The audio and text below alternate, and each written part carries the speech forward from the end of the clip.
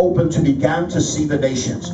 I even heard God says that I'm going to begin to deal with you in your dreams. And I'm going to cause you to have dreams and cause you to have visions. I see God causing you to be transported in the spirit. For God shall allow you to begin to see things that are beyond the borders of your natural sight.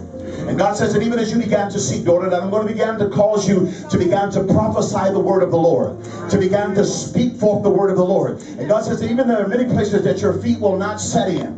Nonetheless, your pronouncements and proclamations shall go into those places. For God says, I will begin to deal with you in dreams and visions. I will begin to cause you to see nations. And I heard the Lord even say that I'm going to begin to allow you to hear languages that are unfamiliar to you, that are unfamiliar to you. And God says that when you begin to hear those languages that are unfamiliar to you, God says begin to cry for the nations. And God says that I will begin to make known to you the nations that I'm revealing in your heart. And God says that I'm going to allow to happen even before your eyes. Things that I show you in secret are going to begin to manifest naturally. They're going to begin to manifest in the events that are going to be heard nationally, that are going to be heard internationally. So get ready, for God says that in this season there is a lifting up that is coming to you. There's an elevation that is coming to you. And God says that you're coming to a place now that you began to hear the sound of God in a fresh and a new way. For God says that, daughter, in a special way, I made you a prophet to the nations. Can you believe that tonight? That in Ontario, God would have for someone from Barbados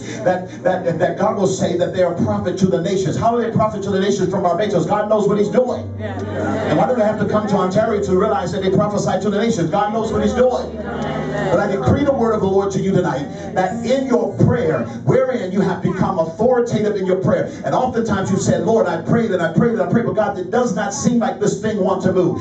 God sent me to tell you that you have moved many mountains already. God says stop trying to discern it with your own natural eyes, because your own natural eyes will cause you to become weary along the way. And I see a season of weariness that you have gone through in your life. Weariness, weariness, weariness, weariness, weariness, weariness, weariness. But I hear the word of the Lord that your season of weariness is over with. For God says, I called you as a warrior, and because of your warring spirit, you must no longer be weary. Therefore, I come to the doorway of your cave that you have placed yourself in, and I call upon you, Elijah. I call upon you, Elijah, in the spirit of Elijah. I call upon you and I say, come out of the cave place. I call upon you and I say, come forth from the place of hindrance now. I call upon you and I say that no longer shall you be silent, for it's a new day for you. God gives you a new sight, and with a new sight comes a new sound, said the Spirit of the living God. Come on, somebody, give God some rejoicing.